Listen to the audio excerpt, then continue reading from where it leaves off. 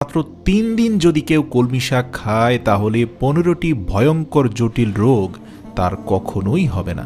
কলমি শাক খাওয়ার কয়েকটি নিয়ম আছে।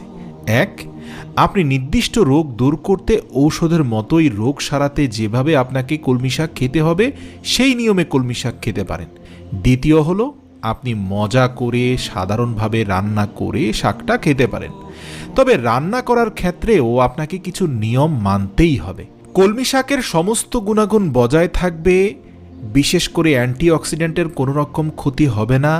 এভাবে যদি কেউ রান্না করে খেতে পারেন তাহলে গিয়ে কলমি শাক খাওয়ার পরে ভয়ঙ্কর কতগুলো রোগ আপনার কখনোই হবে না।